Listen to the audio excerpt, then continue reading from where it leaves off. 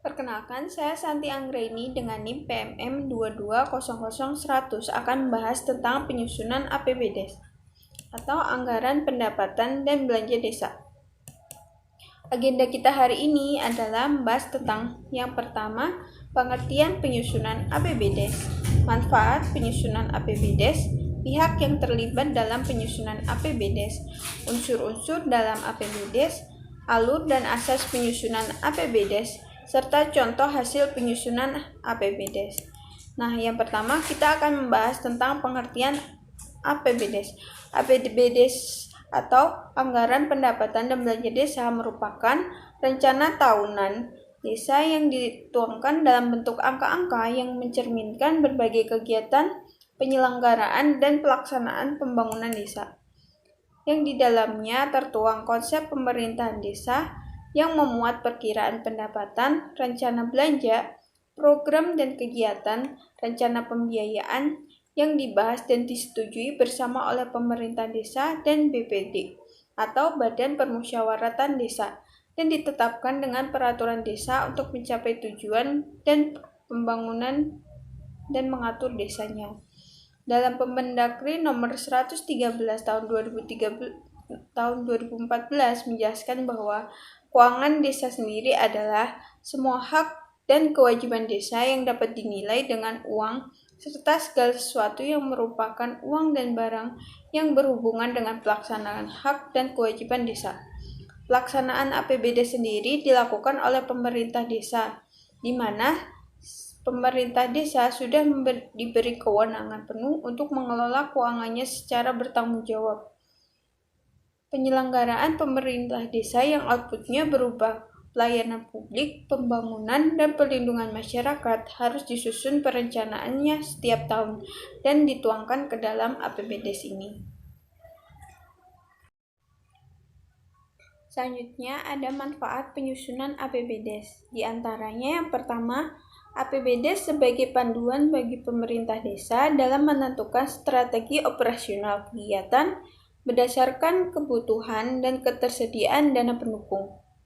Lalu yang kedua, sebagai indikator dalam menentukan jumlah dan besarnya pungutan yang akan dibebankan kepada masyarakat secara proporsional. Yang ketiga, sebagai bahan pertimbangan dalam menggali sumber pendapatan lain di luar pendapatan asli daerah, seperti melalui pinjaman atau jenis usaha lain.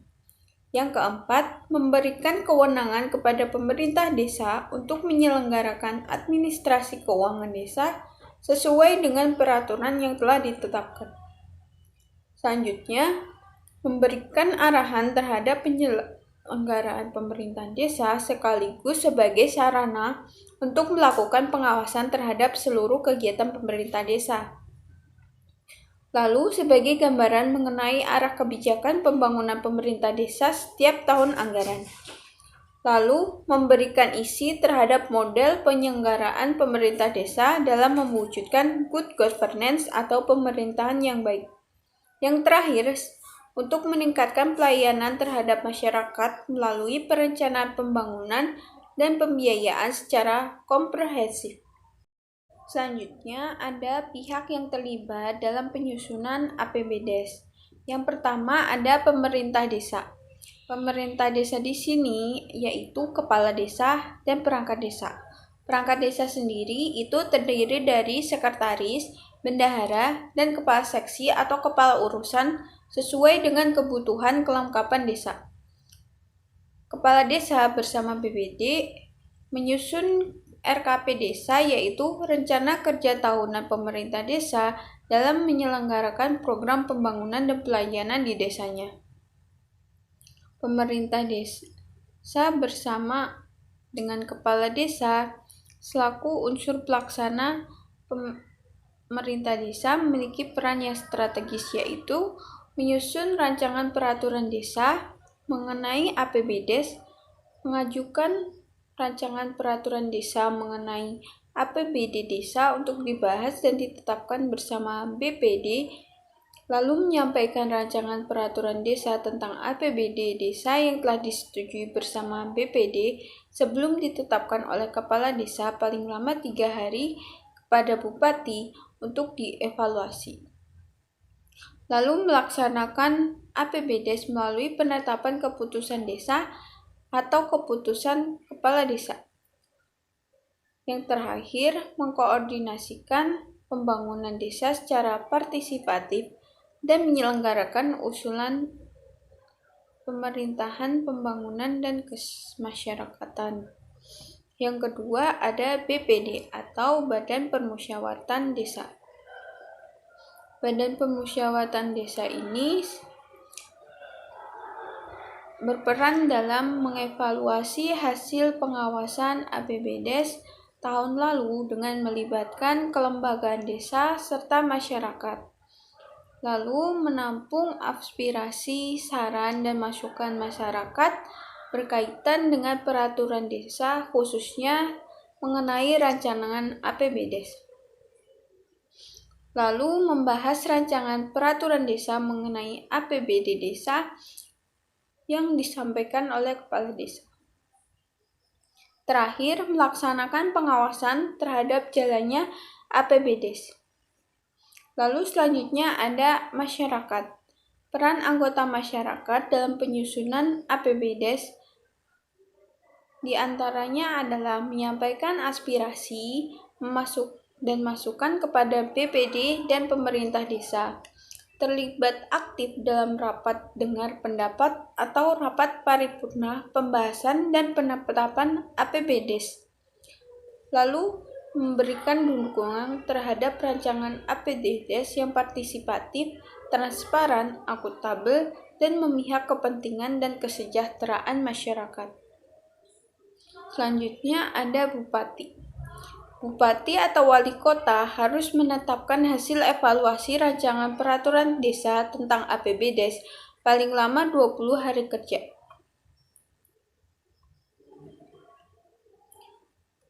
Apabila bupati atau wali kota tidak memberikan hasil evaluasi dalam batas waktu yang ditentukan, maka peraturan desa tersebut akan berlaku dengan sendirinya. Apabila hasil evaluasi tidak ditindaklanjuti oleh kepala desa dan BPD dan kepala desa, tetap menetapkan rancangan peraturan pengelolaan keuangan yang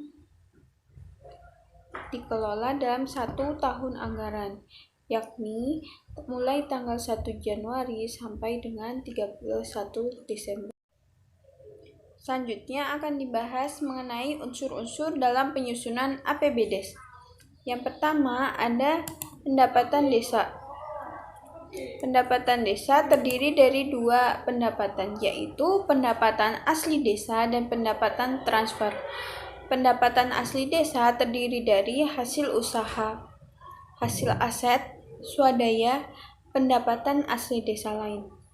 Pendapatan asli desa sendiri adalah penerimaan desa yang diperoleh atas usaha sendiri sebagai pelaksana kewenangan desa, baik dalam bentuk hasil usaha daerah, hasil aset, swadaya, partisipasi, dan gotong royong, dan pendapatan asli desa lain. Yang pertama ada pendapatan asli desa hasil usaha. Hasil usaha sendiri adalah seluruh hasil usaha milik desa yang dikelola secara terpisah.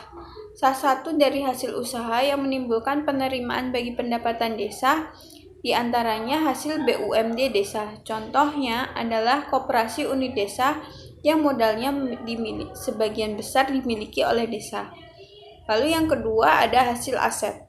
Hasil aset sendiri ini adalah seluruh hasil dari barang milik desa yang berasal dari kekayaan asli milik desa, dibeli atau diperoleh atas beban APBD desa atau perolehan hak yang sah seperti tanah kas desa, pasar hewan, tambatan perahu, bangunan desa, pelelangan ikan yang dikelola oleh desa, pelelangan hasil pertanian, hutan milik desa, mata air milik desa, pemandian umum, wisata desa, dan lain-lain. Lalu selanjutnya ada swadaya. Swadaya, partisipasi, dan gotong royong. Swadaya, partisipasi, dan gotong royong sendiri adalah penerimaan yang berasal dari sumbangan masyarakat desa. Penganggaran penerimaan swadaya partisipasi, dan gotong royong harus dihitung secara cermat dan real dalam bentuk uang yang masuk ke rekening kas desa untuk mendukung pelayanan atau pelaksanaan suatu kegiatan yang akan dilaksanakan oleh pemerintah desa. Contohnya adalah iuran warga untuk penyelenggaraan perlombaan HUT RI. Lalu yang terakhir ada pendapatan asli desa yang lain. Pendapatan asli desa yang lain adalah penerimaan desa yang diperoleh antara lain dari hasil pungutan desa sesuai dengan kewenangan desa yang ditetapkan dan diatur dalam peraturan desa. Pemerintah desa dilarang melakukan pungutan desa di luar yang ditetapkan dan diatur dalam peraturan desa dan penyusunan rancangan peraturan desa sesuai dengan pungutan dan wajib mendapatkan evaluasi dari bupati. Contohnya adalah pajak hiburan dan pungutan parkir. Selanjutnya ada pendapatan transfer. Pendapatan transfer sendiri terdiri dari dana desa, bagian dari hasil pajak daerah dan retribusi daerah, alokasi dana desa atau ADD, lalu ada bantuan keuangan dari APBD di kabupaten, dan pendapatan lain. Pendapatan transfer sendiri adalah pendapatan yang didapat dari pemerintah pusat atau daerah dan digunakan untuk keperluan pembiayaan desa.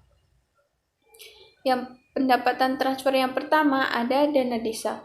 Dana desa adalah dana yang bersumber dari anggaran pendapatan dan belanja desa yang diperuntukkan bagi desa, ditransfer melalui anggaran pendapatan dan belanja daerah kabupaten dan digunakan untuk membiayai penyelenggaraan pemerintahan, pelaksanaan pembangunan, pembinaan masyarakat, dan pemberdayaan masyarakat. Dana desa dianggarkan sesuai peraturan bupati tentang tata cara pembagian dan penetapan rincian dana desa, alokasi dana desa bagi hasil pajak dan restribusi daerah. Apabila peraturan bupati tersebut belum ditetapkan, penganggaran pendapatan dari dana desa didasarkan pada tahun sebelumnya atau informasi atas alokasi sementara dana desa akan diterima masing-masing desa. Contohnya, kondisi di tahun 2022 dianggap belum pulih 100% dari dampak pandemi COVID-19, sehingga warga miskin di desa masih harus mendapatkan BLT. Dana BLT ini didapatkan dari dana desa. Lalu yang kedua ada bagian dari hasil pajak daerah dan retribusi daerah. Bagian dari hasil pajak daerah dan retribusi daerah merupakan salah satu sumber pendapatan desa yang berasal dari bagian hasil pajak daerah dan retribusi daerah kabupaten. Bagian dan hasil pajak daerah dan retribusi daerah dianggarkan sesuai dengan peraturan bupati tentang tata cara pembagian dan penetapan rincian dana desa. Contohnya adalah retribusi daerah kabupaten yang dibagi untuk pembangunan desa. Yang ketiga ada alokasi dana desa atau ADD. ADD sendiri adalah bagian dari dana perimbangan atau dana alokasi umum yang diterima kabupaten dalam anggaran pendapatan dan belanja daerah kabupaten setelah dikurangi dana alokasi khusus yang selanjutnya dialokasikan ke desa. ADD dianggarkan sesuai peraturan bupati tentang tata cara pembagian dan penetapan rincian dana desa, alokasi dana desa, dan bagi hasil pajak dan retribusi daerah. Selanjutnya ada bantuan keuangan dari APBD provinsi, yang mana itu adalah bantuan keuangan dari pemerintah provinsi kepada desa yang merupakan upaya untuk mendukung pemerintah desa dalam melaksanakan kegiatan pembangunan. Bantuan akan dianggarkan apabila sudah ada ketetapan dari pemerintah provinsi. Lalu ada juga bantuan keuangan dari kabupaten, yang mana itu adalah bantuan keuangan dari pemerintah kabupaten kepada desa yang merupakan upaya untuk mendukung pemerintah desa dalam melaksanakan kegiatan pembangunan dan pemberdayaan masyarakat. Bantuan keuangan dapat bersifat khusus dan umum. Bantuan keuangan dianggarkan apabila sudah ada dasar hukum dan ketetapan yang sah yang dikeluarkan oleh pemerintah kabupaten. Yang terakhir ada pendapatan lain-lain. Pendapatan lain-lain terdiri atas penerimaan hasil kerjasama desa, penerimaan hasil bantuan perusahaan yang berlokasi di desa. Yang ketiga, penerimaan dari hibah dan sumbangan dari pihak ketiga. Yang keempat, koreksi kesalahan belanja tahun anggaran sebelumnya yang mengakibatkan penerimaan di kas desa pada tahun anggaran berjalan. Kelima, bunga bank. Keenam, hadiah lomba yang diikuti oleh pemerintah desa. Yang ketujuh, pendapatan lain desa yang sah selain pendapatan asli desa, transfer, dan pendapatan lainnya. Selanjutnya ada belanja desa. Belanja desa terdiri dari penyelenggaraan pemerintah desa, pelaksanaan pembangunan desa, pembinaan kemasyarakatan desa, pemberdayaan kemasyarakatan desa, dan pengeluaran tidak terduga.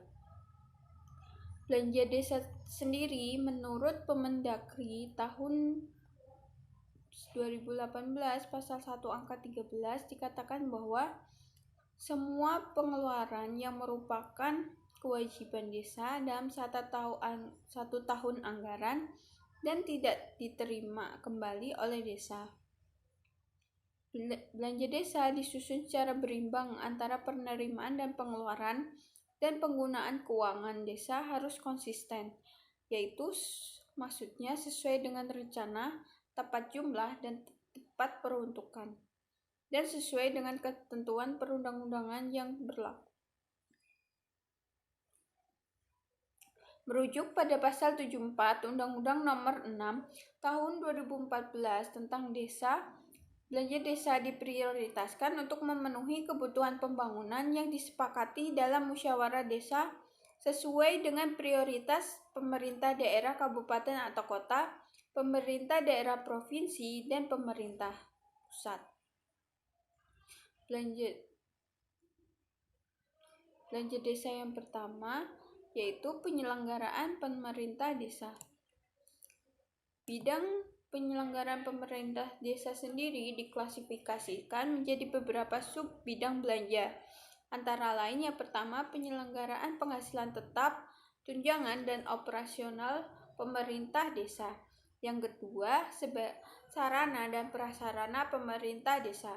Yang ketiga, administrasi kependudukan, pencatatan sipil, statistik, dan kearsipan. Keempat, tata praja pemerintah, perencanaan, keuangan, dan pelaporan. Dan terakhir, pertanahan. Belanja desa yang kedua adalah pelaksanaan pembangunan desa.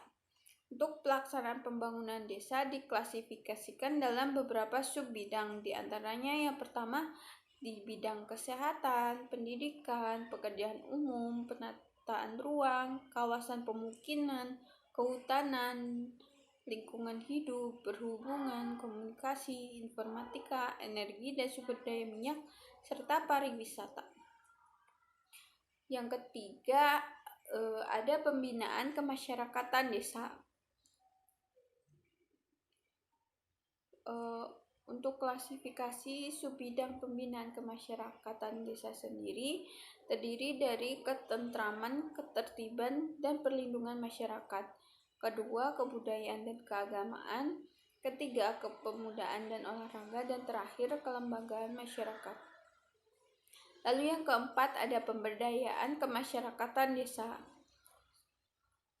Pemberdayaan kemasyarakatan desa memiliki sub bidang sendiri, yaitu kelautan dan perikanan, pertanian dan peternakan, peningkatan kapasitas aparatur desa, pemberdayaan perempuan, perlindungan anak dan keluarga, koperasi usaha mikro dan menengah, dukungan penambahan modal, dan perdagangan industri.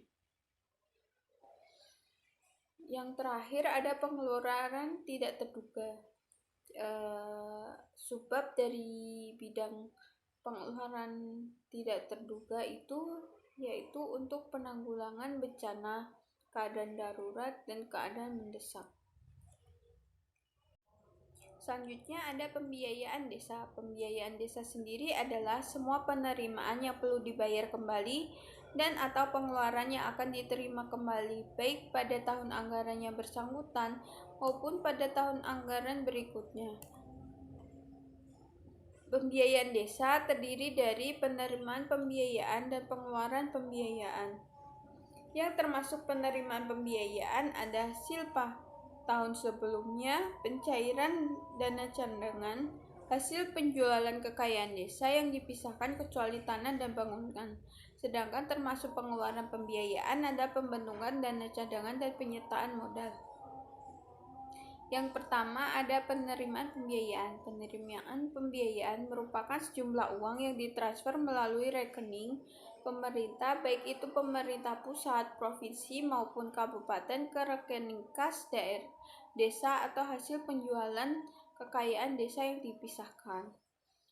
Penerimaan pembiayaan pertama ada silpa atau sisa lebih perhitungan anggaran. Dalam penetapan anggaran, sisa lebih perhitungan anggaran tahun anggaran sebelumnya agar disesuaikan dengan kapasitas potensi real yang ada, yaitu potensi terjadinya pelampauan realisasi penerimaan desa, terjadinya penghematan belanja, dan adanya dana yang masih mengendap dalam rekening kas desa yang belum dapat direalisasikan hingga akhir tahun anggaran sebelumnya. Silpa sendiri paling sedikit meliputi pelampauan penerimaan pendapatan terhadap belanja desa, penghematan belanja, dan sisa dana kegiatan yang belum selesai atau lanjutan. Lalu ada pencairan dana cadangan. Yang dimaksud pencairan dana cadangan adalah dana yang digunakan untuk menganggarkan kebutuhan dana cadangan yang selanjutnya dicatatkan dalam penerimaan pembiayaan dalam APBD desa. Contoh pencairan dana pembangunan jalan di desa yang telah direncanakan dan dipersiapkan dana cadangannya. Lalu yang terakhir dalam penerimaan pembiayaan itu hasil penjualan kekayaan. Hasil penjualan kekayaan desa adalah penerimaan hasil penjualan kekayaan yang dipisahkan dari tanah dan bangunan. Contoh penjualan mobil milik pemuka desa yang memang seharusnya milik desa untuk digunakan untuk fasilitas pemuka desa. Lalu selanjutnya ada pengeluaran pembiayaan. Pengeluaran pembiayaan adalah pembayaran yang dilakukan saat ini untuk kewajiban pada masa yang akan datang dalam rangka memperoleh beberapa keuntungan, baik pada tahun anggaran yang bersangkutan maupun pada tahun anggaran berikutnya. Nah, pengeluaran pembiayaan yang pertama ada pembentukan dana cadangan, yang dimaksud untuk mendanai kegiatan yang menyediakan dananya tidak dapat sekaligus dibebankan dalam satu tahun anggaran yang ditetapkan di dalam peraturan desa. Dan dalam hal penetapan peraturan desa setidaknya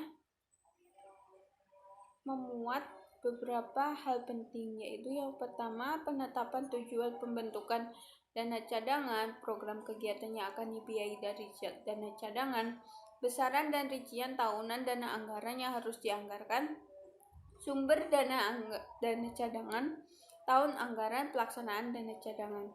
Selanjutnya, pembentukan dana cadangan dapat bersumber dari penyisian atas penerimaan kas, kecuali dari penerimaan yang penggunaannya telah ditentukan secara khusus didasarkan pada peraturan perundang-undangan atau anggarannya tidak melebihi tahun akhir masa jabatan kepala desa. Contohnya adalah pembangunan kantor kelembagaan desa yang direncanakan dan memerlukan anggaran yang tidak dapat dibebankan dalam satu tahun anggaran.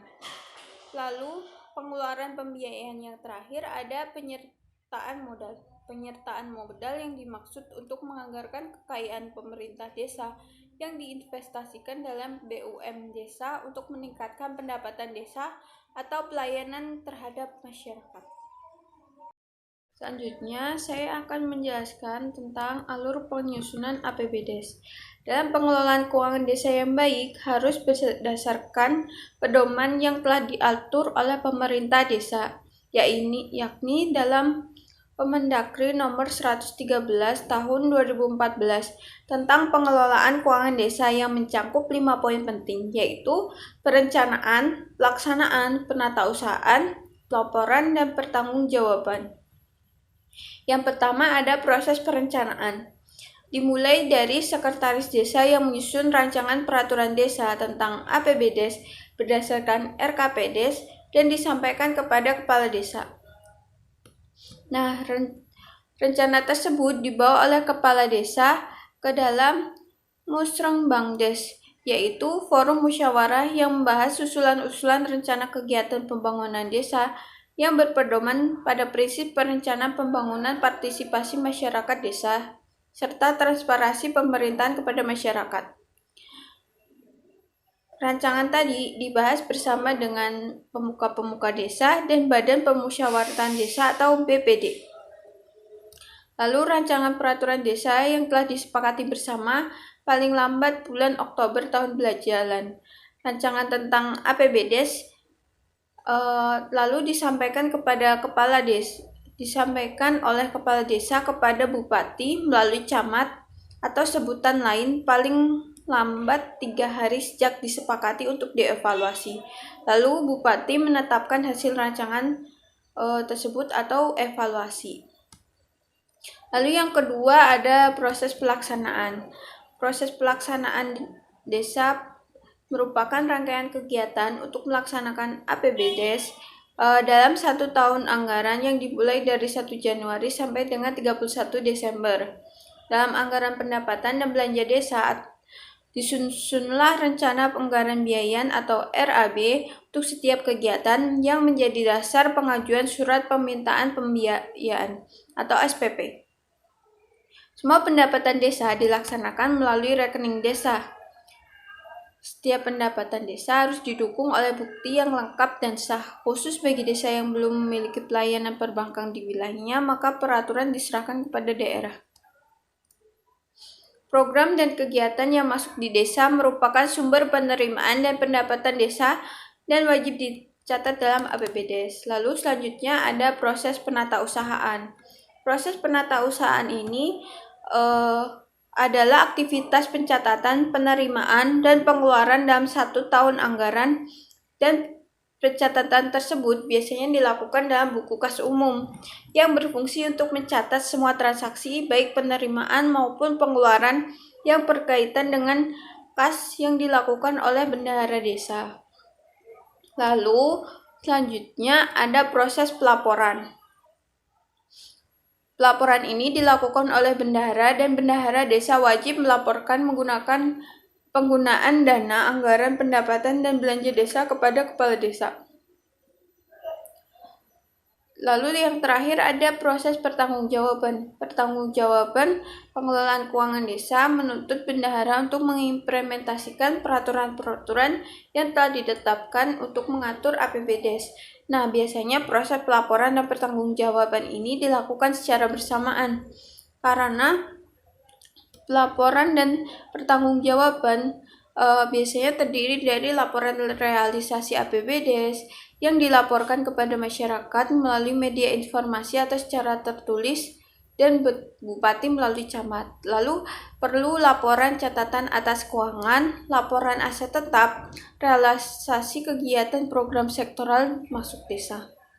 Kewajiban untuk melaporkan pertanggungjawaban pengelolaan keuangan desa menuntut bagi bendahara untuk mempertanggungjawabkan pengeluaran dan pemasukan yang ada, yang didukung oleh data-data yang diperlukan.